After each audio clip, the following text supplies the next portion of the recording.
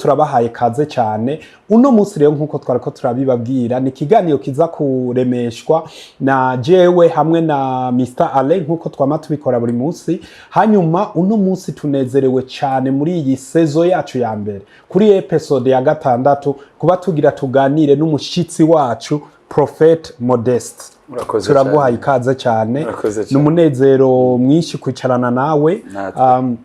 Hanyuma na cyane ku biganiro tugiye kugira byo kuganira cyane ku Iyoboka Mana. Ngire ko nakira na Michael host Mr. Ale karibu cyane. Urakoze cyane. Ubu candaguha navuga ati jambo abari wewe uremesha ikiyago Imana ibaheze. Reka ndabashimire cyane, nshimire n'abadahengeshanya kudukurikirana uko bukeye uko bwije. Urona yuko muri benshi cyane ariko byinshi yabivuze ni muri episode yacu igira 6 kuri sezo ya mbere aho twatewe iteka no muvuga butumwa umukozi w'Imana Profete canke pasteur koko byose aravyemera. Mumeze neza ariko turashima Imana. Ego ugerageje kuraba uno munsi nibaza ko nkuko wabivuze tuza kuyaga kwiyoboka Mana canke kwivuga butumwa.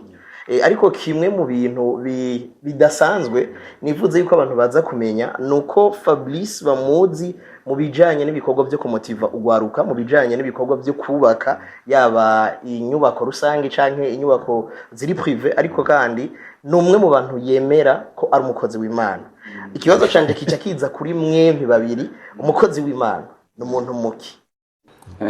Umukozi w'Imana n'umuntu akora ibikorwa Imana ishima, agerageza kandi gukora ibikorwa Imana ishima, ariko kandi amasaha yiwe menshi akaba ari mu bikorwa by'Imana. Kandi akabafasha abandi gucika intumwa za Kristo ari abakozi b'Imana. Namwe niko muvyumva? Bo urakoze ego cyane. However hejuru y'ivyo byose no ico no kongera ko ni cyuko jewe uko ntahura umukozi w'Imana n'umuntu wese ari mwise, rego umuntu ntiyirema, umuntu nti urumva kandi kubaho si accident. Bisigurika ati nibijya nkunze no kuvuga ati mu gihe wisanze uri muri iyi si nuko hari uwakuzanye. Ego abavyeyi bacu n'abafasha Imana kurema, mugabo at the bottom line turatahura twese ko umuntu wese aza mu isi afise mission. Rero bisigurika ati bica bituma n'ikintu cyose ukora nawe uno munsi kuburi ukura duhostinga right here uri kurakora igikorwa cy'Imana. Jero nkacamba umuntu numva umenga ikintu umuntu ashobora gukora kitamuha karakteri yo kuba umukozi w'Imana ni mu gihe abari karica b'Imana yaremye. Arimo arakora ibikorwa byica ab'Imana yaremye. Ibintu byose Imana novuga ati cyane abantu kuko nibaza ko ico duhuriza ko na Profete nuko twemera ko twese twaremwe mu shusho y'Imana. Kuri ubwo rero nta ujya kuvuga ngo Imana ngo ni gikoko, ngo Imana ni ntare. No, what we do understand duhuriza ko nuko umuntu ari ryo shusho y'Imana tuzi. Rero wewe ni wakora ikintu cyose kiza gusinzikaza ubuzima bw'umuntu, kiza gutuma umuntu atuntura, kiza gutuma wakubuzima umuntu, ico gihe uzoba uriko urakora ibitandukanye n'ivy'Imana yagutumye. Rero ni hagera kuja mwije hariho umuririmbyi yaririmbye I think yitwa Orege ngo itakupiga fimbo. Urumva ntabura b'Imana izo nera nko guciramwo gusa pardon tuvuze ngo umukozi w'Imana kwera neza mvugo zacu hari ibintu twamenye muri societe, ariko twese turabakozi b'Imana. Gusa kubera ko hariho abiyeguriye gukora wa murimo 24/24 canke 24/24 abo bantu twaciye dusanga tubafata yuko tubita ko ari abakozi b'Imana, ariko muri rusange twese turabakozi b'Imana. Acho gituma ni wabikora nabi itakupiga fimbo. That's it. Shout out to Ole. Hari uwavuze ngo naho nabibonye ku rubuga Imana n'umushobora byose. Uwitwa umukozi w'Imana none ngo yayifashike. Sinzi ko uracumva. Turi mu Iyoboka Mana rya none. No kuvuga ngo ni Iyoboka Mana n'urwaruka. Kugira ngo ugwaruka rureke kumva ibitandukanye n'igihe ca none bivanye nuko umwe wese avuga ubutumwa. Umuntu avuze ngo Imana n'umushobora byose ngo abita abakozi b'Imana sindabumva nawe hari message mufitiye ko wumva twese twara abakozi b'Imana hari abakozi ba bank hari abakozi b'igipolisi n'aba polisi hariho abakozi ba Canation. That's right. Ariko hari abandi twise abakozi b'Imana kubera bakora mu ngoro y'Imana. Imana imuha umugisha. Amen. Amen. Ega ibitwengeje byose nibisigura ko ari ukuri. Bumvise kandi ibigiye mu bwenge bwinshi byose umuntu yiyumviriye akazana revelation ntibisigura ko ari ukuri. Imana iguhe umugisha. Amen, amen. Ego urakoze cyane nk'abakozi b'Imana. Fabrice arafise icyashikiriza. Numva no kongeza ko ngaho nkuko twabivuze muri introduction. Jewe ibyo mvuga ni it's a personal belief. Nta wabintumye cyangwa nawabwiye ngo bivuguko. Bisigurika ati hariho ijambo wavuze ati none Imana ni mushobora byose. Iryo jambo je nkunze kurivunja ugutandukanye no kanwa bavyumva kuko ninavuga ngo si ubushobora byose barahava baca bantera amabuye mugani ko novuga igituma no bivuga uko Imana ni nk'umuvyeyi. Yego. Bisigurika ati irakuremye kandi no kuri no muvyeyi. Umuvyeyi Imana n'umuvyeyi. That's our first step. Kandi watwese watwese. Now nkaca ntahura ati rero umuvyeyi arabyara umwana akamwereka ati mwananje umwongo uhuma n'udahuma n'uyu umuriro uturira n'uyu niwa wegerayo ntusha niwa wegera uraca umwana akiri muto arashobora kwitamurikwa muturiya kuko ntara building your cautious. Now iyo tuvuze ati rero Imana ni mushobora byose bica biba nka bya bindi abantu bashobora kuvuga ati reka njyamo umukondora zose Imana ni mushobora byose izonzanira isini imbere yanje nge. That can happen. Oya Imana iba mushobora byose ku mukozi. Yego. Aha icuze ni kiza cyane ku mukozi wayo kuko urashobora gucuzinga kutaba umukozi wayo. Urumva nyene hari abantu Imana yaremye Bibiliya avuga ngo abona n'abana bo kurimbuka. Yes. Abatari abakozi bose n'abana bo kurimbuka. Wewe. Ariko bituma hari topic tuma turigisha kuri faith nyene ivuga ngo utakoze. Ntiwitege ko Imana zo guhezagira. Urakoze cyane. Nabwiye abantu babwira ngo mbe mwari muzi yuko Imana yabanje kurema ibikorwa avuye ko iturema. Yabanje kurema akazi. Iki yavuga ati reka rero kumeze kurema akazi. Reka rero ndeme n'undi aza gutunganya ako kazi. Hari ikintu uvuze kindyoheye uvuze ati utari umukozi w'Imana nuwo kurimbuka. Yego cyane. Ico kintu kirakomeye cyane kuko je ndakunze kwibaza. Aturavye muri Bibiliya tugasoma amateka uravye mu gitabo c'abacamanza harimo Gidiyoni Imana yamubwiye ati genda mu Amidiyani wice urumva ni inzoya kuko ari we wese uri karatorora aca yibaza ati none abo bantu yagiye Imana yarungitse kwica ntibari baremwe n'Imana. Hari abantu bo kurimbuka. Hari abantu rero kandi anje naba ndabyivugira no kuri Imana hari abantu bavukiye kwicwa kuko Yuda yavukiye kurimbuka. Kuko birivuga kandi ngo biravuga ngo Yuda yavukiye kurimbuka sivyo kandi hari abana bavukiye kurimbuka. Hari abantu mwisi batazoja mu ijuru kandi Imana yarabaremye kandi yabaremeye kutaja mu ijuru nyene. Ndaryohewe nama ndabivuga nari nabuze umuntu w'umuprofeta aza kubimparinga none Imana ishimwe cyane tuwadane. Hari amwe mu majambo agenda aherekeranya na tuno tuntu tumwe mu bibazo gwaruka rutegerezwa kugira canke dushobora kugira nko gwaruka bihuriranye na kwa kwizera ku munsi.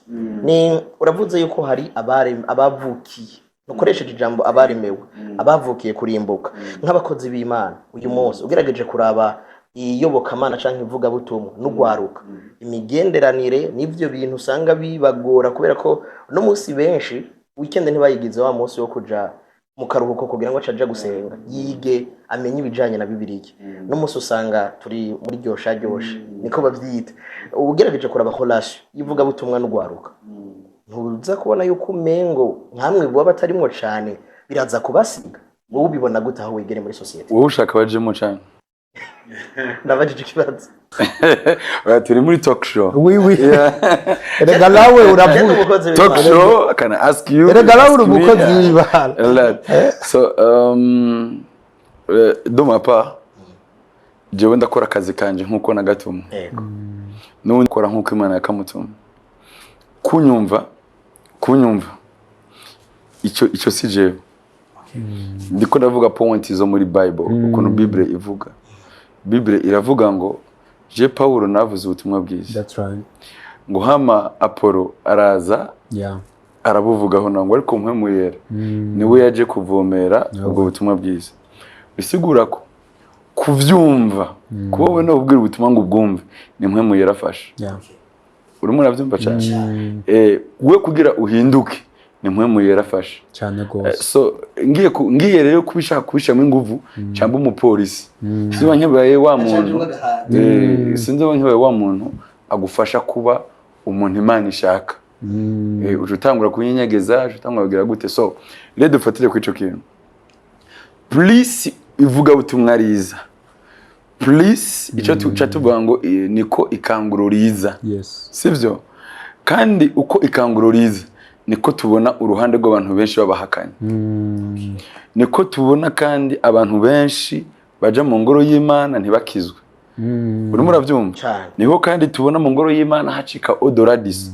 Uzi gituma? Kora ko Imana yaravuze ngo baja mu ijuru ni bake ariko baja mu mahonero ni benshi. Nivyo. Twebwe ntuzenya d'office devoir homework d'office niyo kuvuga ubutumwa bwiza kandi gucungura benshi bashoboka. Uravyumva? Kuwe bana mu murango no mu ijoro. Rero ico iyo gipfuye je nabikora nabi nzobibazwa. Yego wowe nawe nubikora nabi uzobibazwa. Nunabikora nabi azobibazwa. Urumva? Mugabo jewe kubona ko abantu boza mu rushengero bakitwara uko bashaka. Yego nzoshavura, ndashaka gushavura, ndashaka kwiramata nawe ndashaka kuncira urubanza. Ariko bancira urubanza nabo biravuga ngo uca urubanza nkande. Kuko usanga yica Imana yandemeye kugira ngo batware kuzimu kandi nitumukoze Imana. Warubizi? Oui. So iyo dossier ni ndende cyane. Okay. Ni harabavukiye kurimbo. Mbega umuntu uyu munsi kandi nibo benshi yo kabaye yitwara gute kugira ngo abe ukorera ubwami bw'Imana. Gukurikiza ikijambo ry'Imana rivuga. Nico cyambere. Ariko byose bikabiri centre ku rukundo. Urukundo rubonetse mu bantu. Burya umuntu afise urukundo amaze kuba umukizwa, amaze kuba Imana ishaka. Kubera iki? Umuntu afise urukundo ntazocumura ku Mana. Ntazocumura no ku bantu. Umuntu afise urukundo ntazorika gukora. Kuko igihe twakoze hari abo tuba turacungura. Neza cyane. Urabitaho? Cyane gose. Yes. So iyo umuntu afise urukundo ivyo bintu vyose aravyuzuza. Ariko gituma bamuhaje ngo n'ingabire isumba izindi n'iziri no rukundo. That's right. Kuko umuntu afise urukundo arakora. Niyo bona dufate ko je na Fabrice nawe turavukana. Je fise urukundo ndabakunda cankoropa cankora bya bindi byose byo nkabamesurira ubwo n'urukundo. Urabitahura? Niyo bafise urukundo je Fabrice sinzo mwagresa. Murabitaho sinzo mufata nabi sinzo mutuka. Naho nobona ari kinebwe naho nobona ameze gute sinzoza gore n'uguruko urukundo rimwe ivuga butumwa byose.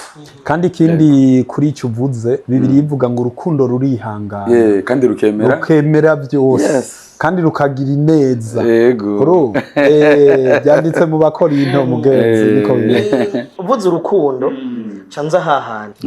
Uno munsi ishengero ry'Imana si rimwe rija ku musozi gusa rigasenga kuko no munsi bakubwira ngo utegerezwa kugira adresse. None munsi ko tubona Fablice na Modesta bari bafise ishengero rimwe. Ubwo tubonye Fablice afise ishengero ryiwe ko kujuragurika ntikuza gutuma rwa rukundo muri za ntama ruvuye ku bungere ruboneka nkaho umengo ni ruki. Subiza inyuma uhera icyo twasiguye cyo kuvuga ati Imana n'umuvyeyi. Ishira abantu ngaho. Hanyuma umwe wese akicagura icashaka. Umupolisi. Rero suppose niyo bo bara abantu niyo bo bari umuryango ubyagwa n'umuntu umwe. Birashobora ko uwo muryango nimba abantu indwi umwe wese agenda akagira ishengero giwe akavuga ati je sinumva ibintu kuntu byumva.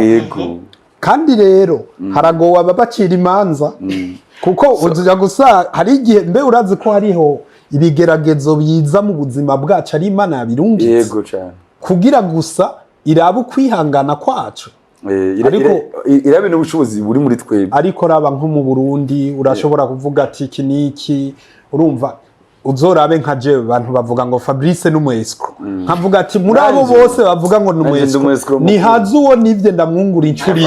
Fabrice arafunzwe igitego. Ari abandi bavuga ngo ndafunzwe none kuri ngaha arageje mbaza nka wa muririmbyi ngo urumva ngira ni chef Fabrice gato. Igihe cyose ugize icurushije umuntu, uwo muntu azova kuri umesco kuko ivyo ukora ntavyo afise. That's right. Kandi yaragerageje vyaranze. Nico gituma agenda batahura. Rero uri umesco vyemere gato. Cavuga ati ngo yego. Ubwo bwenge wabukuye kugira umusumba ico kintu. Turayibemereye. So, je nyita umesco nuko ndamusumba. Kandi nuko ico shoboye atagishoboye. That's right. You understand? Eco gituma abo bantu tubareke tubandanye urugendo rwacu uja mu ijuru, dukora ibyo twatumye neza ijuru n'umuranga atakuruhuka. Cause kera ruguru iwacu aho duturuka ruguru, umuntu atunze imodoka wacavangwa akati imitwe y'abana akashusha muri Tanzania. Bumvise? So bisigura ko abarundi mentalite yabo kidashoboka ni kuzimu n'uwesco. Ahubwo Imana ishimwe ko atanga kuzamu wesco. Ubwa mbere bavuga yagiye kuzimu. Urakoze cyane. Yo nkanje baba bambwiye ngo naramanutse. Jewe n'ubundire. Hamaru wabimbwiye cyane namubwiye ati ne kuwasizeyo. Wamenye gute ko ari yodi? Warambonye mu gurandika. Yego. Alanga. Ubundi nawe arabango je ngo nareretswe Modeste akora Satani, none weretswe ntwankurayo. Iryo sengesho rirakujana n'unkureyo. Kuko nizera yuko umuntu I got you 100%. Niyo baneretswe yuko nzokubaka inzu. I understand yuko cangenda guhiga ikibanza ntangura kubaza nawe nafise amafaranga kubera ko ngize yereko. Ndaca nza kuvuga ati have ntangure kugenda kora bakirya kibanza kiko no kigura, ntangure kubaza yuko no kigura sindabiririmba ankashete cyangwa kubaza yuko ico kibanza no kigura. Sawa. Ubundi nawe arerezwe yuko ndi Fabrice ari kuzimu cyawe uri kuzicanje ndi nuko kandi atamwe kunsenga wa nkure. Abahungu n'abayesco yakubonye gute? Abahungu barabesha sinabayesco barabesha. Kandi yambonye yo gute? Yambonye ko gatankuyeyo. Urimo abitahura. Kubera iki Imana ishobora gutanga capacity yuko ubona ingwara y'umuntu utomukiza. Imana ishobora gutanga capacity kushobora kubona ubukene buri ku muntu atabukubwiye. Ubwo bukene ntubumukize. Nukuri abo bantu nabakozi b'Imana bashica makadubeje sabayesco bacisha mu makadubeje. Cause nemeranya neza ko niba koko Imana yanyeretse ati kanaka aragwaye cancer, dufate yuko tantine wawe ahubwo ati Imana yambwiye ko hariho tantine wawe agwaye cancer, nibyo? Akavuga ati ego nibyo prophet.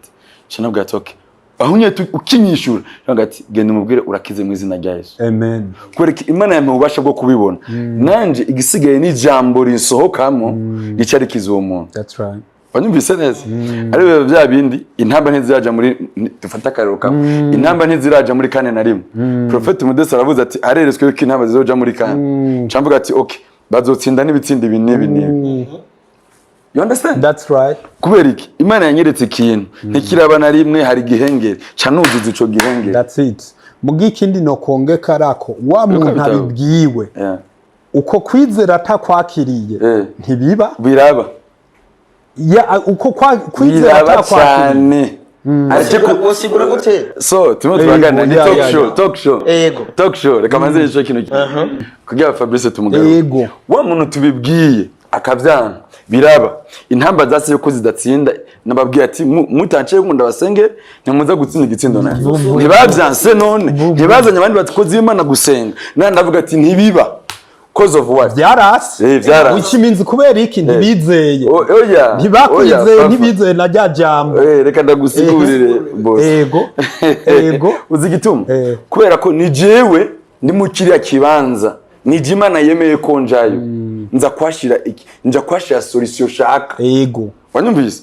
So rero tugarutse rano hano rero dufate yuko uyu muntu twakavakure bakavakure batubeshe ico gituma dufashe ngo nafashe Fabrice uyu kavakure ndamubwiye ati ejo mu gatondo Imana irambwiye ngo uzobona idolare rigugwa amafaranga ya nayo. You get? ya ukora ntawe uze kuvuga ba Fabrice ndakeneye idolari bantu rumba ejo uzoba uri fise iryo dolari bashobora ati ibyo bintu byocaye sante ko atabyizeye muguru umva hamwe nanjye navuga ntugarutse kuko yewe my bottom line sante ko atabyize mwarige ko atabyize araza kuyabona gute ukuntu rege nizera ko Yesu yarabye mu musokoni wari wizeye ikibazo nico gituma ntegera mbwira ngo nimuzamure ibiganza bya bindi Imana imbabarire abakozi b'Imana ashobora kuza bati nimuzamure ibiganza bagwayi barakira bakazamura ibiganza ntagire n'umwe akira uzi gituma wavyumvise ntagire n'umwe akira bo baravyizeye oya bo bavyizeye mugabo uri mwe aravuga ntavyizere ko abantu bashaka gukira nawe agwaye diabete nawe agwaye igiti so you mean rero ko abavyumva niyo batabizeye barakira ako kantu karagoye kazontwara indwi yose kukumva okay kugira ukumve rero kandi abagaro hano hantu kuko nivyanditse mushaka sivyo Yesu aravye mu musokoni n'igiti nicizeye arangije kuvuma arahaca aragaruka Petero aramubwira ngo twabonye umusokoni umeze gute wakabiranye byagenze gutesa cavuga ngo mwebwe ntimubwira umusokoni gusa mwubwira uyu musozi shinguka utabwe mu kiyaga apana kwinjira mu kiyaga hejuru y'ikiyaga Jesus namdubise neza uwo n'umusozi ntiwizera ubupfindo bwa Yesu bari bugo come again mutama Yesu yaragoye umbise Imana yabwiye Mose abandi bazanye izo nkoni zacitse inzoka aramubwira none wowe ufise inkoni yitereke hasi nayo icika inzoka iyo nkoni yari yizeye mugabo jewe aho ngaruka argument nitwofatira kuma objective kuma materiel kuko igiti ni materiel inkoni ni je ngaruka ku muntu wa muntu twatangura tuvuga ati yaremwe kuko mbo si ngombwa byose tuvyumve kumwe okay ku muntu yaremwe rero igihe kimwe ngo Eliya ahura n'abantu inzara yateye yego aramubwira ngo ejo ifu ya shekeri izobigura idenariyo rimwe aramubwira ngo ni Imana yotobora amadirisha y'ijuru ivyo bintu byo arangije kubera ko abyizera Eliya aramubwira ati uzobibona ariko ntuzobijyako come on muntu mukozi w'Imana bakaze bane w'Imana je numva ndatanguye gutsinda uzobibona ariko ntuzobijyako bisigura ko ikintu naho umuntu atobacizeye kiraba nibije nyene vyabaye ku ntamba naho twese tutabitsegura umukuru w'igihugu amabare n'abandi bose bantahure banyumve experience igihe kimwe nuzanye yigeze ku Tanganyika yigeze kugara habura amafi uravyumva ndangije ndabwiye abantu amafi yabuze gute abakozi Imana duhari cana genda cankora mu mazi cana avuga ati kuwa mbere muzobona amafi yisesa ku kiyaga amafi yizeye hariho n'abantu batagize amafi yaraje video zirahari you understand cool my god izo video zirahari sha jengira nzenda gukurikira huja hose Fabrice gaba so nashaka kubwira ikibazo cyo tubwira nkakoze Imana mu Burundi nyene nuko turi kuri tere itunaniza mugabo prophet okay mugurumva kwabo bakoze icyo kibazo waruvuze kihura n'abakozi b'Imana bari mu Burundi beshi ntibizera abo nyene oya ntibizera aho rero turi ndiko ndabutahura diabete izumva bo kwa umva bizera gute mugari giye yigwara n'umuntu none kuyigwara ni ngombwa aca bisigura ko atari umukozi w'Imana ico tuze tuyigarukeho hano urakoze cyane zo bigusigurira neza yego mugagiye wico nta ndagacishe gato ugacisheko ushaka ndagacishe ijambo ni gwawe dufatiye kuri bibiri Imana izana ingwara itakwica ku buzima bw'umukozi w'Imana Imana izana ingwara itaza gutwara amafaranga ku buzima bw'umukozi w'Imana ingwara yose izaho gutwara amafaranga baraza kumenyuza apana byo by'ubupagani ngurumva ntibaza ni mupagani bazana Bibiliya sivyo Paulo ngo ijisho giwe yaragwaye agakanseri sivyo isiyo yamwishe kandi ntiyegera aje kwa muganga waje kwivuza iyo kanseri you understand so igihe ingwara ije ikagutwara mu ivyo bintu c'est-à-dire ko ijambo ry'Imana ryagukoreye ko biravuga ngo mushagu yacu niho ingwara zacu zigira gute zikirira kinabo muri 16 Yohane 16 avuga ngo umwaha ububasha ngo wizeye haba ikintu cya mbere no kwizera cyane wizeye ukabatizwa ibimenyetso bizobaranga nibi no kuvuga ikimenyetso kirimo cyo kwirukana abadayimoni cyo kugambika ibiganza kwa gwayi bagakira urumva gafafa so bisigura ko je shaka kuja gusengera umuntu Imana yo mujuru irabizi shaka kuja gusengera umuntu nanje ngwaye byuvaye sishaka kuja gusengera umuntu umwana wanje agwaye jamais sindigera nja mu bitaro sindigera mbona umwana wanje aja mu bitaro sindigera mbona papa aja mu bitaro sindigera mbona abantu tuvukana baja mu bitaro niyo bahayishano baca banyandikira ubunyene barampayishano ubujya na bari pimye ririmo bagupimye ego ejo zoba wakize mugico ico je numva ki je ndacyumva gutandukanye oya nta kibazo ni talk show of course urazi gituma ndacyumva gutandukanye iyo usomye mu gitabo cya Samuel yego come on hariho umutama yitwa Era yari afite abahungu babiri kandi uwo mutama kera abantu baba hagati y'abantu n'uhoraho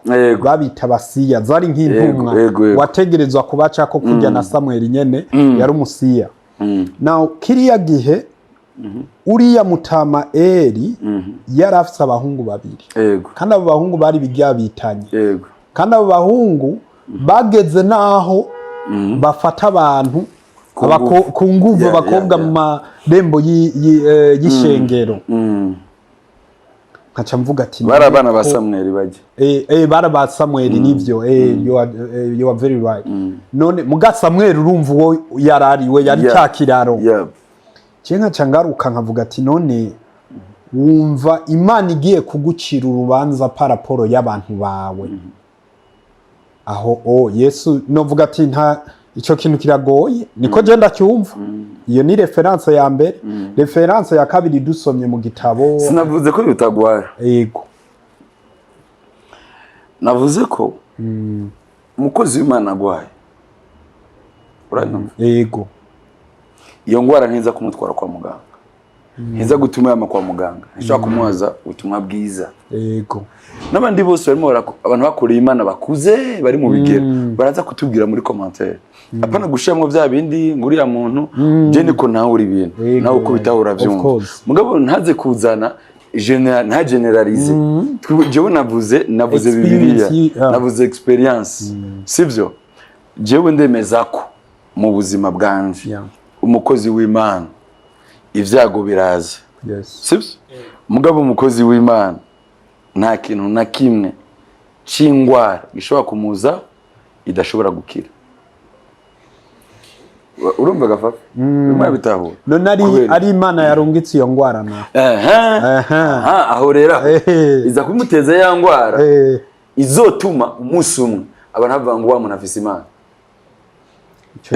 nagira rega mce mvuga Yobu narayikubwiye bavyumvise izotuma bavuga ati wa muntu afise Imana izina ry'uhoraho ribonekere mu kugogwa kwa wa mukozi w'Imana yego cyane buriya nyene bakozi Imana nishimwe ko yaramungize yaraduhezagiye wavuze ikintu cyuko urashobora kubona ubuvugishwa ku muntu yabajije ati mbega mu gihe je umvugishijwe ko sinizere ibyo uvugishijwe kuri jewe birashika nawe ngo kandi je nabyize biramaze gushika ukerekwa ikintu hama ntigishike oya kana ceretse uno munsi uvuze Profete Modesta haza itariki havuzwe yuko abantu batazopfa turi ngaha menga turashika 10 urafise umuntu yapfuye nakuze ibintu byacu nakuze ibintu byacu mama kuruhande rwanje ntawe nakuzana abahetazi mu bintu mama kuruhande rwanje ntawe sishaka kunazana mu bahetazi uramufise je ntawe uhari none umako umugenzi wawe hari uwegeze wumva Fabra mufise umugenzi wawe yakutumiye kuja jewe prophecy yawe nukuri ndumva yaramfashe uravyumva neza nabariya bose twababajije hajya kare barimo arabimbaza nabandi bose nuza kuvyandika nizambundega wavyumvise baba hetazi nyene imbura kimazi so manje akambwira ikintu kimwe mu Burundi turafise ikintu citwa ishari iyo umuntu akoze ikintu cyangwa akavuga ikintu urumva none our excellence, his excellence. Ntumuri ibintu akora. Urumva? Je nabonye ashomba amakamyo. Higiye je numvise ikiganiro kivuga ngo yakuye muri Kongo. Muri Kongo harugaye. True. Ntumurumva kino kintu ariko. Hariyo reka jisho kakanu gato kuri iyo hete.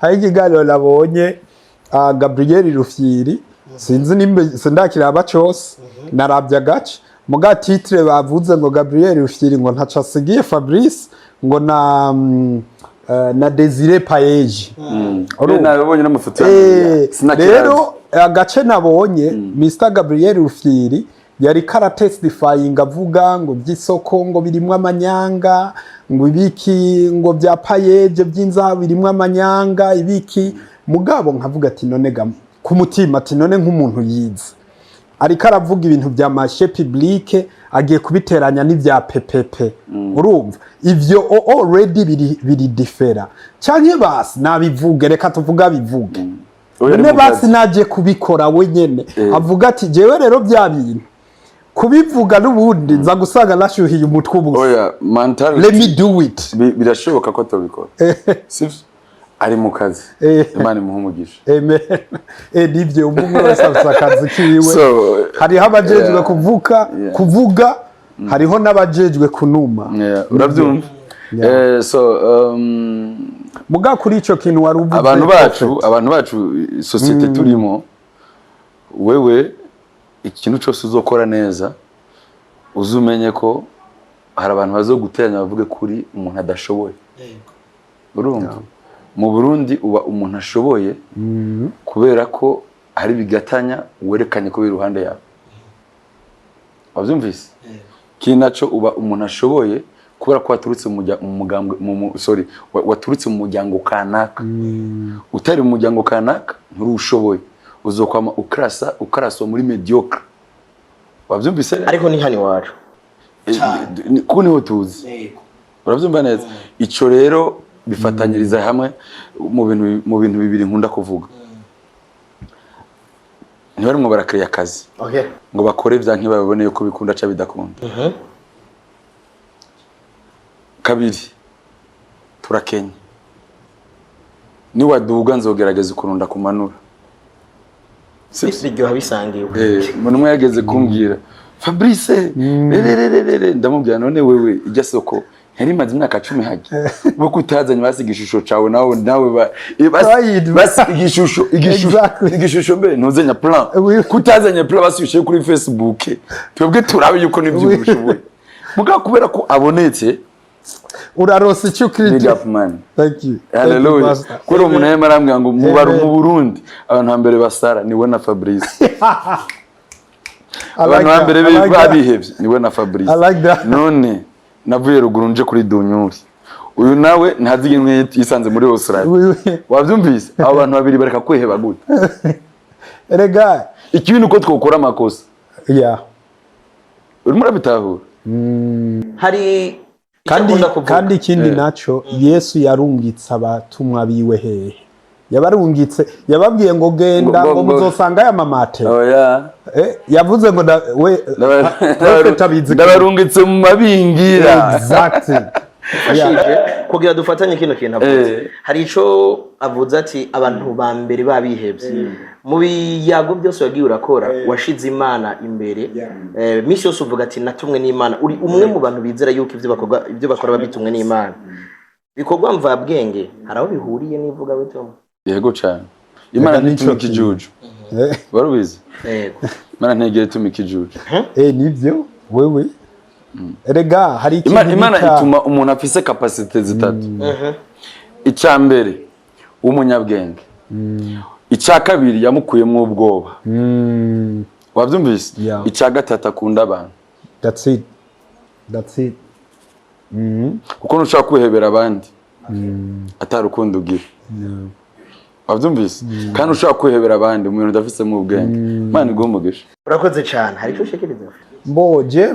ico no mvuga ni kinyene profeta avuze cyo kuvuga ati wanashaka kugenda usome muri Bibiliya turafise cyane cyane mu gitabo ca Yeremiya I think niho uhoraho yabwiye umwami amubwira ati nije ndagutumye nzokuja imbere ahataringaniye ndaharinganiza nzomenagura inzugi z'imiringa zikuri imbere ibiringizo by'ivyuma ndabicemo kabiri which means rero tubanze tukurabe amen which means rero nkuko profeta abivuze look kugira Imana ishobore kugutoranya mu bandi gutume banza wenyene uyereka I'm ready. Yes. Erega ni kujya twamye tuvuga ati hariho abavukiye kurimbuka usibye yuko ubyandikanuze kumbaza comment kuri ico kintu.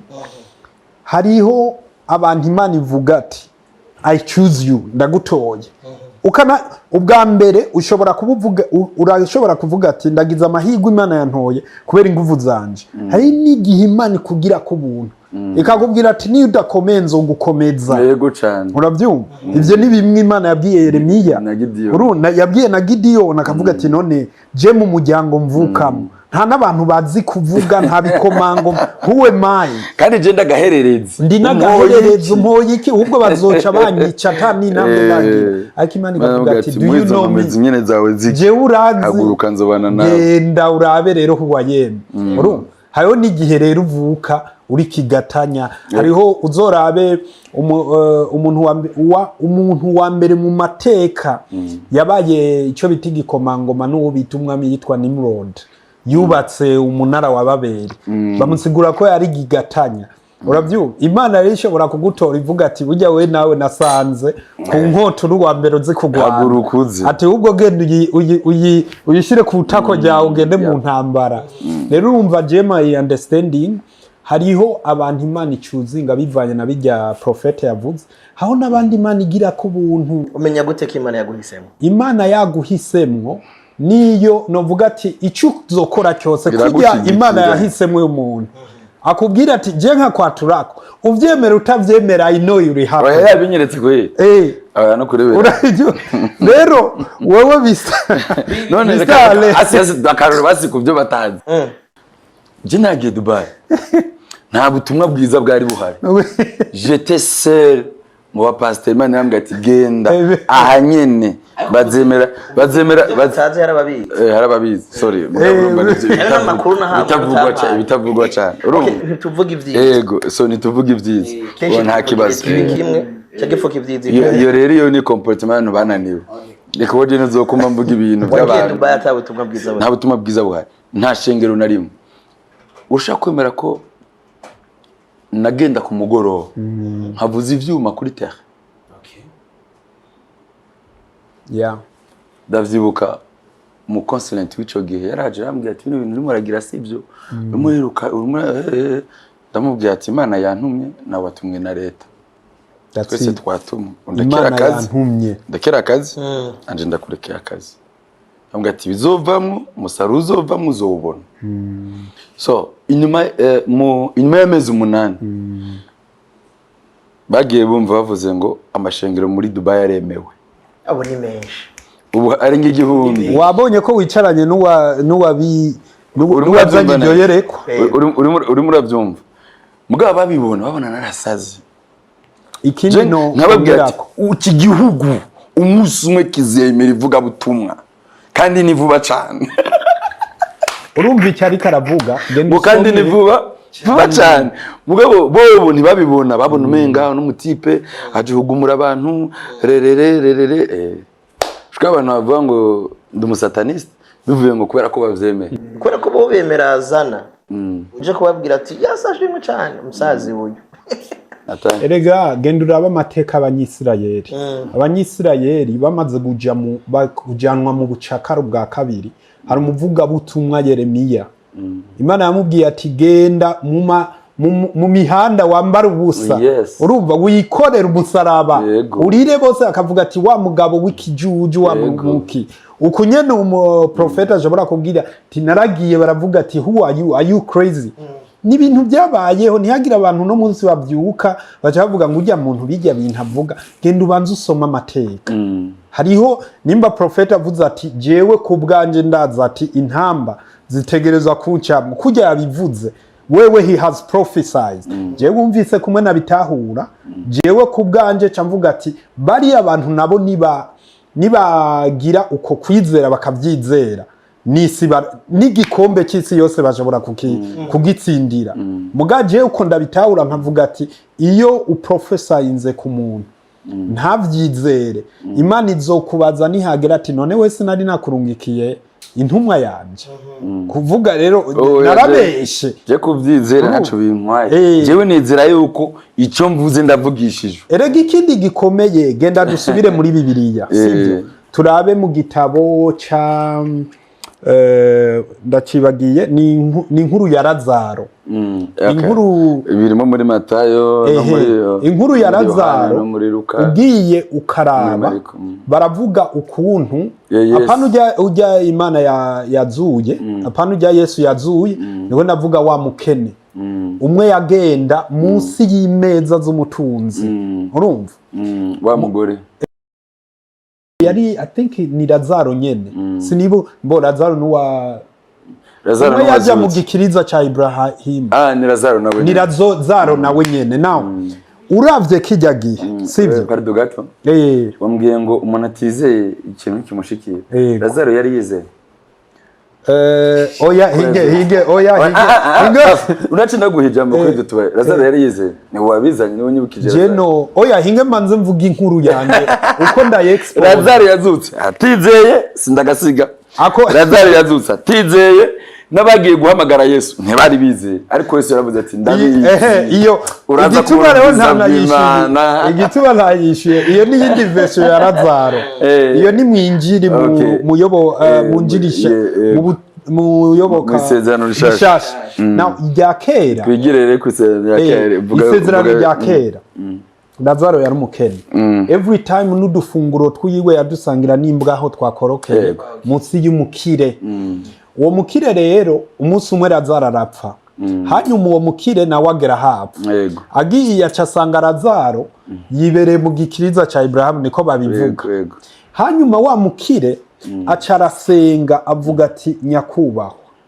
nkundira jewe hano ndi mu muriro fumufata urabona agatoke ka ufata ujombe mu mazi nkorokereze ndapfuye Burayimu niwe yamubwiye ati umwanya wawe wo kuryoherwa warawumaze reka nawe aryoherwa mugaca yongera ati basi genda gusavye upfume unkundira basi ugenda umbwirire bakuru banje sinze bene wacu nsinze ubabwire ibi novuga ati the challenges umuriro barindiriye urazi uko Ibrahim yababwiye yavuze ati abavuga butumwa bose bararungitswe ibitabo vyeranda vyararungitswe none nimba batizeye bijya uwazobaje bo mwizera gute the bottom line rero nariko ndagerageza guproving ni ya yindi yo kuvuga ati nimba badafise ukwizera niyo bo baba babwiye ati mwoja mwijuru kuko wawundiri yaje ava mwijuru nibazigera baje ko they did not believe ya faith kwa kwizera ntibigeze bakubwira ari ya point ariko ndaproving ati umukozi w'Imana arashobora kukubwira ati wewe uzoja mwijuru iyumvire igituma yabikubwiye ari cyakindi niyo yoba ari umwana akakubwira ati Imana yantumye nucu bifata for granted ngo ni kuri umwana we nawe ufise uko wumvira uhoraho do your own confirmation Imana iguhezagire cyane yego no munsi twavuze ngo ukwizera k'uyu munsi ikibazo gihari no munsi bamwe babona ivuga butumwa nka business ni ryari umuntu azotandukanya kari business baje kumukorako nivuga butumwa koko waba ukora ko business gute rega nayo ni business kuko ngurisha nashimwe okay ikibazo ciza cyane ubutumwa bwiza ntibukenesha ariko ubutumwa bwiza buratungisha amen umuntu nakora business kuri ubutumwa bwiza azobibazwa banumvise ariko ubutumwa bwiza ninabukora neza ukambera umukristo n'uyakambera umukristo n'ujya kambera umukristo ukazana igihumbi uyakazana igihumbi tukubaka inyubako zigakunda uhigeje ukazana igihumbi n'uyakuzana igihumbi shingiro ntimuzemereye ko ngenda n'amaguru. Yeah. Wewe. Mwavyumvise neza. Fabrice nitwa turavuga ubutumwa bwiza kwa tumanye mwaka. Akaba afise imodoka zitatu cyangwa akaba afise imodoka akaba ashoboye kugura imodoka. Je nkaba ngenda n'umuguru ndi pasteur wiwe. Ntazemera ko pasteur wagenda n'amaguru. So true. Wavyumvise neza. Nico bro. Rero biravuga ngo umukozi wese abereye impembo. Rero babandi batabirimo twasiga. Nivyo bindi twavuga. Babandi batabirimo twasiga. Niyabona afise imodoka. Fabrice yampaye ngo business yakuze. Abitahuye. Ngo business yagize gute? Yakuze. Kandi ni affaire ariyo business Imana yantumye. Kandi umukozi wese arabereye impembo. Imana yaciye muri Fabrice angura imodoka. Imana yaciye muri Alan angurira inzu. Kubera iki?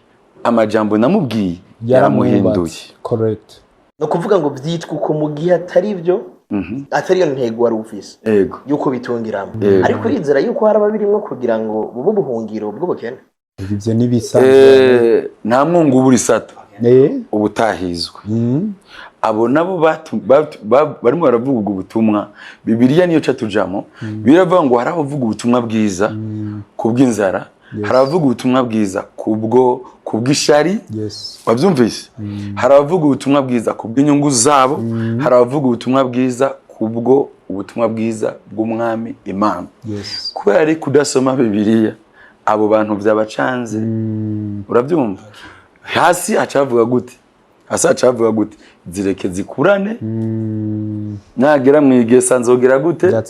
Nzotoranura. So rero ababigize business birabasha. Okay. Wabyumvise neza cyane. Ubwo si urubanza rwanje. Kandi umuntu nabingira ko business ubu nibereye mu Kristo asanzwe. Umuntu angira ko business nkabona ari muri business nzomuhunga. Kubera iki ngumana n'uwo muntu yende ivuga butumwa business. N'uwo muhunga uranyumva neza. Ndakumva go. Ikibazo rega tugene wa munwa. Ikibazo twagize ni ryashari. Kuri kuguma iruhande y'uwo muntu yagize business ubutumwa bwiza. Uri kwatahuraga ya. Kuri ko ivyo bintu hageze igihe ushobora kubita business kandi muri kumwe mufuye hunga. Sivyo so ayire majambo cyo bavuga gute? Abantu bose bananiwe bahindura ukuntu ico kwatari kwe kucita. Navyo nakubwiye umuntu yananiwe akabona umudandaji azovuga ngo Fabrice na muskro waje kuzimu. Aguze imodoka kera iwacu umuntu aguze imodoka bacavuga ngo akati imitwe nabivuze bakayishora he muri Tanzania. Mugabo yaguze iki imodoka ya rubaho. That's it. Sivyo? Uriko bitahura. Babandi kubera ababivuga kandi nabadandaje biranka. Wabitahura. Nabadandaje biranka. Rero abantu bose bananiwe no mwivuga butumwa, abantu bananiwe baduhindura abakozi ba Satani. Abantu bose bananiwe, abantu bakatuzaho bazohandura yuko turabasambanya. Kandi atana hamwe ata certificate y'ubusamanye n'umwafise yaho vyabereye ata foto ngo nacabaye ata video ntacabaye atabyo bafise. Wavyumvise neza? Abantu bose bananiwe. Ndabakubwira, abantu bose bananiwe baja kuri televiziyo bakavuga ngo bacavuga ngo excellence wacu his excellence bacavuga ngo ni president w'amavoka. Siko bacavuga hero. Abo n'abantu bananiwe. Mwavyumvise neza? Uyu munsi hari ibindi bavuga. Urumva bacavuga ngo wa mu president ngo yishaka kugenda ingendo. None imyaka indwi ntigiri here bari turi mu bihe canke nabo baje kwitoza. Wabyumvise? So imvugo z'abantu bananiwe. Okay. Hari umuntu yambwiye ngo amatora bayivyuri. Exactly. Buri munsi ndi positive. Akenshi binavuga abantu bataje gutora. Umviriza buri munsi be positive. If you want to be successful. Ndagusabye ube positive. Niba bayivye hagarika umuntu kuyitora uvuga ati hagarara aha ntibayibe. Kuva mu gatondo gushika mu ijoro imisi 3 ihere kurikira ico kintu apfuma kwica. Wavyumvise neza? Iyo niyo demokrasi. Bariharanira. Wavyumvise neza? Urimo yavyumvaga fafa. Arico gituma umviriza jewe ndi mu journalist mu gatondo nzinduka nzinduka mu gatondo kuri radio wavyumvise neza mvuye muri radio ngishikayo 12 mbyuka saa 10 ngenda urimo yavyumva gafafu yego we saa 5 saa 3 zigeze saa 3 zigeze canja kunywa kafe wavyumvise neza mpeje ikiganiro saa 12 cyangwa saa 12 n'usu bifate ko ari saa 1 canja kunywa kafe mpejeje kafe cantangura gupanga ibikorwa by'uwo munsi saa 3 top mageze mu kandi kazi sindakavuga kuko ni sibyo naje kwamamaza mbangeze mu kandi kazi ako kazi ndagakora amasaha 3 ako kazi ndagahejeje saa 7 saa 7 top mbangiye kontra kandi kazi kabakozi banje wavyumvise neza abo nkoresha muri company kanaka canja kubara yuko batonze bose nkabaza byagenze gute amasaha 2 woshaka umuhamagara nkamuhamagara abantu 120 kandi bamwe bakora hari abandi hari ivyo ndabihejeje camvuga ati sheri uko bien wiriwe neza wavyumvise neza nkamubaza nkamubwira ati ma 30 minutes tuvugana tukavugana tukarangiza izo 30 minutes par jour kubera ko ivyo ntabikoze urugo rwanje rurapfa ngo utotagize ubwenge izogira gute izoduta wavyumvise 11 top mba ndi mu rushengero aho sinavuzeho canzunguruka ivyo ndabikora buri munsi hama kaza wumva umuntu ngo ndi umusatani ngo nji kuzimu ngo mbe Modesta koriki ni makade babwira ivyo nkora wavyumvise neza ni makade babwira ivyo nkora ni makade kwiyamamaza ngo ndakora wavyumvise uriko uravyumva jewe nta munana telefone saa 7 z'ijoro ntari maso mba ni mu ndakoriki nja kuryama saa 7 buri munsi iryo ni itegeko urabyumva kandi 12 mbangeze muri studio so abo bantu bacu bazana ngo urumva Modeste ni Murakimazi iryo jambo Murakimazi bishatse kuvuga abantu ataco bara kandi akazi baraga create uko jewe papa ntawe uhari mama ntawe uhari ibujumbura nta tantine ibujumbura nta onkre inje naje kuri dunyuri wavyumvise narizanye ndi papa ndi mama urumva nza kwicara uzakuririra nde ni wa bise no mbere umuvyeyi umwana n'umugore se no bere umufa hari ico ukongera ko kugira ngo ce dusa n'abasoza kino kiyago no mose amini ico no kongera ko aha muri iki gihugu cyacu urabona iyo uri kuraraba je ndi umuntu nkunze ko bivuga kandi ubu nzoguma ndabivuga ko abarundi batari bake bagwaye mu mitwe kandi uko kugwara mu mitwe kwabo urumva mu kirundi bavuga ngo ushaka gukira ingwara arayirata sivyo perhaps kugira abantu babitahura bagwaye kubera igihugu trauma cyaciyemo intambara zaciyemo ubushomeri vyitwa ko buhari naho kubera rero izo ngaruka zose zituma umuntu aba traumatize no kugibiki no kugwara arico gituma rero usanga majorite y'abantu benshi baza kubona Modesta ariko arikoreye binabiriya ngo none nguriya ngo ajikuzimu mugaheje ko bikubwira urumva ati urumva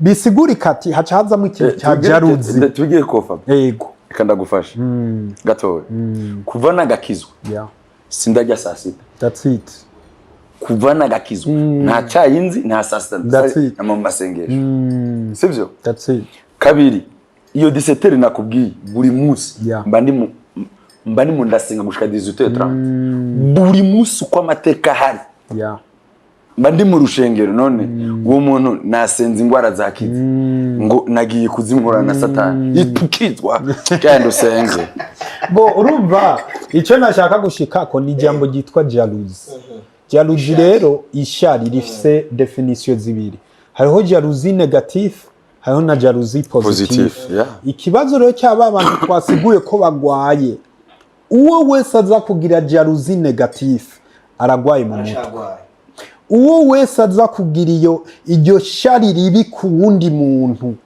nukuri n'umusazi mugu waza kugira jalousie positive ndakubwije ukuri uwo niwe munyabwenge wa mbere kuko araca za kwa Modesta avuga ati zina makuru wewe na mbunugira mu modoka nziza iyo modoka na jewe ndipfuza kuyigeramo wabishitse ko gute ndi jaruzi muga positive genda rero urabibi bihugu biteye imbere suppose America muri America bafite ico bita American dream kuvuga ati wewe ikintu cyose usanze ari impano yawe ntibaraba ngo ubwoko bwawe ntibaraba ngo usengahe ntibaraba iki it's your opportunity ariko ngaha kubera abantu bagwaye mu mitwe ukaca usanga rero babyisanzemwo sivyo ugasanga abantu bagera no mu nzego wanashaka z'igihugu zimwe bakimugaye mu mutwe wagenda kubasaba ijambo ngo ujya muntu nuwo umuti wabariye tuvuze mwebwe ntawe tuvuze ngujya muntu nuwo tuvuga inzego zacu hano bro ubonye umunyabwenge ho kugira wewe ahubwo uvuga ati ujya muntu yofasha iki gihugu cyacu ko gishika muri 2040 mu myaka mikeyi cyane muga kubera z'ubwenge kukurusha ngo yangujya n'umujene ngo abajene baragwaye mu mitwe ngo barashuha uvuze 2040 abajene turashuha ngo turashuye amaraso ubwo nagira niki cyane abantu vuga ati Imana ishimwe ko twirongeye kandi Paul avuga ngo umukuru w'igihugu mu gihe nari umusore nakora byinshi ariko ubusinike nari kenyeza ariko ubusinyike ukwemera yuko hari umuntu no munsi akubwira ngo abo bose bavuga 2040 tuzoba twipfiriye bisigura ngo nta kamaro ko gukora kugira ngo umwana we basazovukire muri iryo terambere nese nakubye ko abantu bagwaye jewe nanje gushika muri 60 umwaka wose urimwo naracapfye naramaze gucapa naracapfye gushika muri 2060 yego haracapfye ndavuga lelaje bariko baravuga 2040 mbona ko ari hahanda abarundi bose tuzoba tuba mu mavira meza amazu meza samburage narafashe rero urumva prophet umwaka ndacapa mbiriza prophet jewe iyo vira nzoba ndimwe muri uwo mwaka ndiko ndayubaka kangira ndayiheze none ndazontangayo ahubwo je ni naba rero nibereyeyo ukazavuga ngo ujya muntu n'umuzi bro batubwiye vision baravuga ati nuko umuntu azoba yibereye neza I'm going there I'm already there I'm almost there mbereka ngutera inkuru hari umuntu yaje arankurikirana mwanya muremure amwa ngo ukora ibintu byinshi cyane ndamubwira none amaboko ndayabuze yo kubikora exactly ngo yangu byo ni bibi ngo umuntu aratangura ngo akora ikintu kimwe cyane ambwira ati okay turi basivye tubiveho umuguzi atonga wa mbere ku isare marakora ibintu bingana gute afise project zirenze 50 akorera rimwe that's right project zirenze 50 akorera rimwe izo tuzi zo muri space ngo ni amarengo express n'ibiki za Twitter bya byose ni project 50 byose arimo arabikorera rimwe umvise yuko bitahu ubundi agacaza avuga ngo urakubikora uganda gahoro mu myaka 10 genzo bashaje mu myaka 10 nibaba ibintu nazo nkishobora mu myaka 10 ndisi zibazizanye abanyamahanga nga kuko kinemu ndakreya ugira ngo irendisi zanje ngakiri karatarazi exactly urimo bitahu just ganwa n'umwanya ubundi nango so ni wa wundi rero ni wishikira muri ya 2040 atarashikayo kandi we warashitseyo azoca atangura kujya imihari ngo baraduhenze bro je niyomba barambwiye ndumva weho kugira wubake wari kurajya imihari ngo bajya ngo biki nibiki hubwo my friend umwe wese nahaguruka no munsi twiruke n'umwanya umwe wese muri capacity yiwe urabe ko tudashikarayo rimwe mugani hagiru ugutanga kubera yabaye inkerebutsi nakazi ka okay reka mvuge kanu kamwe abantu benshi ntibazi yuko umuperezida ari we muhanuzi se niwe le prophète wa mbere mu gihugu abaha oui nkiyishiraho rero uko bitaho muze murabe ibintu nyakwigendera yavuze burya twagenda tubibamo wavyumvise cyane go muce muraba ibintu uyu avuga yes naho hariho ayandi majwi twumva byinshi biraba neza cyane uravyumva neza so rero burya mu president yavuze ikintu wagifate nka nkama ufate okay uniwe mu serukizi w'Imana ngaha mu Burundi that's right reka manze ndabikore hakiri kare uravyumva neza aho mvuze nk'umukozi w'Imana kandi mvuze nk'umuprofeti ukora nawo ivyo iyo biheze burya ubutanga kugira iterambere rya mbere that's right kuko umuntu barinze amwita ngo ni Sebarundi. Umuntu umwe mu rushengero nigeze kumubwira yaraje yambaza ngo jewe aha hari muri 2018 barabana mu rushengero ndababwira ngo n'ubu nama ndabivuga bakubajije abantu muzinanye uwa mbere uhera ko n'umukuru w'igihugu n'umuvyeyi wawe True. kabiri umukuru w'umugambwe kuko uwatsinze ni ucutwara ni ucuyoboka abo bantu babiri ntubasige cyane gose wavyumvise gatatu umukuru number wa Regides shushirako izina ry'utwara Regides none aratanga akazi kubana atazi. Amen.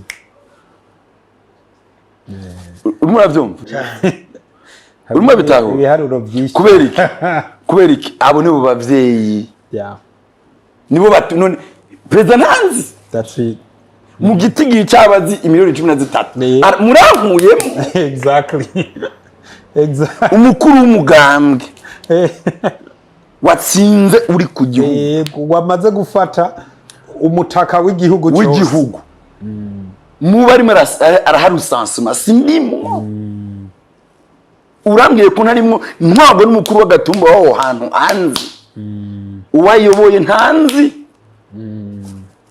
Mailong ubanya gukubisa ingo mu nyumba kubini wazo bwa mbere none atwagwa nandi yashizweho nandi si mukuru umuganga oui ubwenge urumva yashatse kukubwira ngo donc hari ibintu tubamo ukabona ko byayemo politique y'inda cyane gose just n'umunyapolitike uko nukuri mu ndakubwira eba ivyo nashize ku ruhande nabuze ati nta bame babiri shobora gukorera ariko harakenge gato y'Imana yampaye ikindi naco twagiye tubabwire je narasomye ibitabo usanga na business numwe Imana afite amafaranga ahubwo ngumba yirukanka so rero natwe twashaka gushikayo twebwe twaje ngango tubabwire kubera ko twabishoboye ntiturabishobora tubivuze bo kubera ko tutarabishobora turabandi twabishoborana nico numva novuga kubera ko mukanyura abona ama commentaire ngo baje abantu bariyemera oya ntitwiyemera twebwe twaritahuye gusa gatoya naho tutaritahuza twaritahuye uko umunsi twomara kwitahuza twoca amavewiti yoca yacu ama etage meze yoca yacu nico gituma nyene turimwo cyo gituma turimo rero batubabarire twaje hano tubabwire uko ubuzima bumeze naho tutabuzi kandi ntitwavuze ubuzima bwacu bugi twavuze aba president twavuze byakunze baziranotse twavugiye turabashimira batama mwarakoze bamayondori n'abavenera turabavuze mutubabarire mu izina ni kubera ko tububa kandi mwagize ivyo mukora burye nibo twavugiye nibo twavugiye ugiye muje kwatera amabuye ngo baje kuzimu ngo abari nabo amagatatu tuyatware turara tuzoge dutwaye kamera dushimwa ayo magatatu tureko bikunda ufise ikibanza ciza mu rugomera aho hambere bashavuga ko utwara magatatu oya atari nane oya ubwo watwarane ya caronka dusubiremo neza izo ni imvugo z'abantu bananiwe je nabisabasazi mu nabibabwiye izo mvugo oya je nabisabasazi je nabaditraumatize abagwaye bari muri depression oya mugazi ni Fablice yabuze jewe ni imvugo y'abananiwe muze dukore hari ivyatunaniye tubacabire ko tubigerageza muze dukore tube nk'abo bantu tuvuze mugabo turabavugiye ntimubahora ubusa ubundi muntu yaravuze ngo bivye leta none we ntiwoyiba wela ogenda werekana ubwenge bwawe ubwe wavyumvise vyari bivuye kuki ngo umugore w'umukuru w'igihugu ngo yambara ibintu bizimvye we tuhagushize ntuwo vyambara exactly je namambwira abantu none ko mutababwira ariko nico gituma rega mureke tubavugira ariko nico gituma fa wavyumvise neza gafa urumurani nizo minisi ese nagomba hari uguma mu kanyosha nicokura nicokura coshoboka Imana ishimwe kuba bavyumve neza banavyumva ariko ikini naco reka urazigena abantu kugiye bareke kuvuga zingena babwiye biratangaje cyane kandi biranababaje cyane bambarenze kubivuga umvise kano kantu rero narababwiye ngo nakoresheje exemple ziri typique ngaha twese tuzi ndababwira ngo umuvyeyi wacu yifitiye depression ko atigeze yambara ari mu ishamba none nubu ari ku mugaragaro mureke yanke kwambara True. wavyumvise neza icyo nicyo ashoboye icyo nicyo yarabuze bamureke yambarira okay nkuko ukurira mu nzara ukacuronka hari injya hari umuntu yanyigishije cyane excellence yagiye nyakugendera nkuru nziza barugari barabara isaha yose muzi gituma bugari barabara yarafise trauma mbabarira mutama naho dahari uko ijambo ryawe rihari yarafise ikibazo ko bishe se wiwe none uwo muntu areka kugari barabara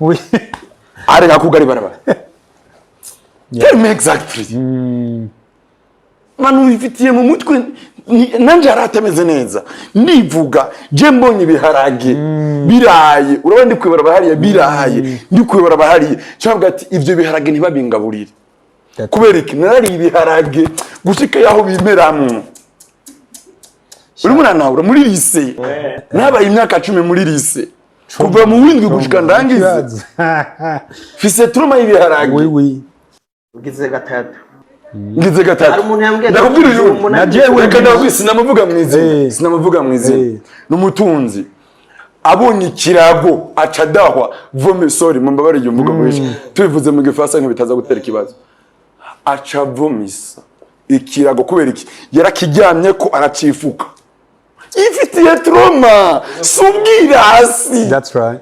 depression mwanyumvise neza rero ni mumureke amanza kire ahubwo yambaye biki erega najewe nivyo urabona prophet ivyo byiharaguvuze nivyo je ndimo ko muratahura ariko je nakuriye mu nkambi z'impunzi hashika umuntu ari mariya amashure yarazi wagomaje kumwigisha ari mu ishamba urumva ngo yambara ngo $100 no kubibutse je mvuga nk'umukozi w'Imana amen wavyumvise neza ndiko nava nk'umukozi w'Imana ariko oya nivyo vraiment uriko uranyumva neza nuko oya nivyo erega nagira mvuge prophet urabona ivyo by'ibiharage jewe nabaye mu nkambi z'impunzi wewe rero intete uzibonye intete cyane babwire nukuri ndababwira nukuri twaja kuri stock gufata intete ibiharage urumva bwabuharage bw'ubupaso ntibwarimo erega zijya n'izo ntete sindanabyibuka bimwe urabyumva shitse muri Australia navuze ati Mana uri mu ijuru mu izina rya Yesu ndaribyukinze ibiharage urumva iyo miruho yose yo kuvyukira ku biharage ndara ku biharage iraheze canangura kwirira inyama rero ubu niho novuga ati nzanda naho nyene by'ikizunga pana bya biharage bijya nyine bacopoye neza kwaje kwa pla ubu nivyo shobora kujya naho nyene buke urabibona nayo ubundi bavuga nivyo nukuri nivyo urumva byabindi wavuga ngadu none wararushureke kuruga ngadu twese turagwaye depression oui kubera iki ubukene twabwayemwo gasubiremo babwiye rero niba vyoroshe dusenga Imana abantu bakira ama depression wavyumvise kandi ushaka gukira ingwara aragira urakonviza shafafa joshitsi ujumbura kuburaho kuba byarancanze umwe nashitse ndakora mu isoko agasoko gacakarasha urabyumva neza gahiye camburaho kuba urabyumva neza camba ahantu umwaka n'amezi 8 kwibaraza ari umuzamu ampaye indaro twarara ku birago kugira rero umbwire ko sanga mu cumba hasa nabi canke hari kirago oya pana kirago ibarajogwa kugira umbwire ko muri chambre nza gusanga hadashashe canumva ibintu byose bije bikambangira nako bikankubita kubera iki sinabitahura iyo depression yaranje canumva menda subiye muri kakazu canumva subiye mu kurya baraza uruke nimundagora no kudasubirayo ni nk'umukirisa abonye shetani uriko yavyumva neza so Imana ni nziza. Imana ni nziza. Kuba twaje tukaganira twagira bino biganiro byiza. Enda kwereke kugira bifatane rero. Ukwizera nivyo byose tuvuze. Bihuriye byofasha gutwa ariko aradukurikirana. Iyo rero wamaze kumenya ko wagwaye, ucuva mu bugwayi urikurayo. Urikura mu bwo bugwayi. Ukiterekana avangoreka ndabe ko nokira. Kugira rero ukire. Ntuza gukizwa no kuburimo ico kintu uri murakibamo. Uzokizwa no kushaka kugisohokamo. Kugisohokamo rero ni gute? Wanka kugira ko commentaire ukanga no kwicara nawe abantu bashaka kugira ko commentaire. Kuko niba akigira ko commentaire na urabona yuko ivyo bavuga ari byo. Muri mind yawe uri kurasubira inyuma bati sha naho norandagira gute naho uramba ngo nzogura imodoka ariko urundi buragenzi banje bangiye ko atakigenda birakunda gutega basha wotunga utasohotse wotunga utagiye muri Dubai utagiye muri Europe n'ivyo ariko bizokunda mu izina rya Yesu. Amen.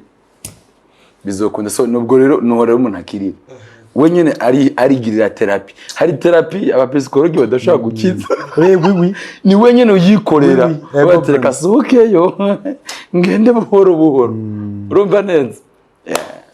Wow.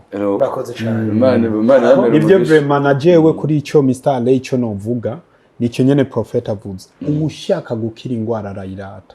Je nibaza ko ikiganiro twagize the conclusion dushitseko ni yuko kugira nawe bikunde kuhesha icubahiro uhoraho. Kugira nawe ushobore kuduza izina ry'uhoraho.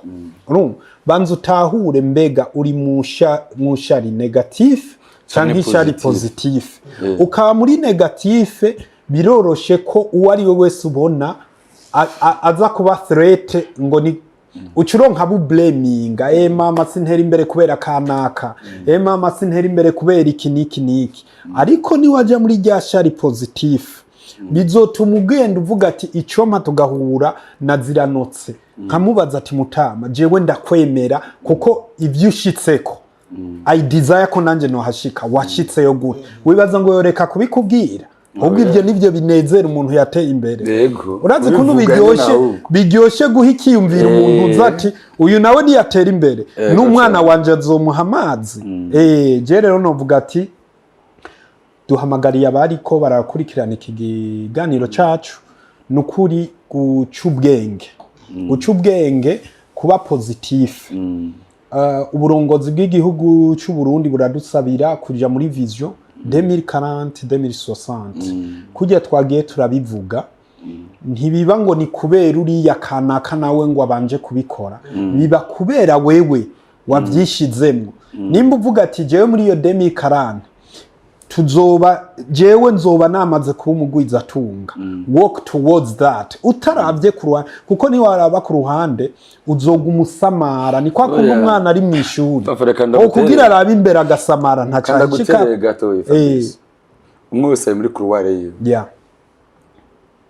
kandi burya mu buzima turi muri competition n'abantu babihariye neza cyane urabyumva wowe uguma muri couloir ya hama wiruke cyane gose hamukore umva mugabo guma muri couloir ya neza cyane atletisme n'agaciye ko gato iyo baratubwira ngo uwihenze ukaraba inyuma abari inyuma wa wundi w'inyuma ngo bumuhaye metero zibica zitatu kugira gufate rero muri couloir guma mutaraba inyuma muri ko murabyumviriza abantu b'Imana keep focusing gira focus urabyumva neza gira focus nico gituma jewe bavuga bareka je ngomugaye Imana jeje narizanye Bujumbura amen na uzohankura nayikuye amen okay cool now tubashimire gose rero bagenzi mwariko muradukurikirana nibaza ko ikiganiro n'ukuri ndaryohewe cyane natwe turaryohewe Profete Modesta tubashimire bivuye ku mutima. Thank you very much. Ndashimiye Mr. Le. Ndagushimiye ku mwanya mwiza. Ikiganiro ciza cyane ndaryohewe tuhigiye byinshi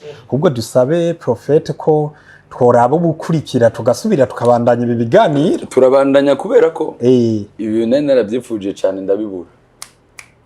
Turabandanya. Ego urumva rero bariko baradukurikirana bikagiye kuba karyo ko kubandanya tuganira mugabo burya at least bibiri mu ndwi twatevye kandi abandi badutera intege nabariko baraturaba ja muri comment rero mutubwire nimba ibi biganiro twobandanya ibi nababuza ko mushobora kutubwira topic twoza kwisungako rero tubashifuza ko tuyaga naho mwifuza exactly rero tubashimire gose Imana ibahezagire cyane.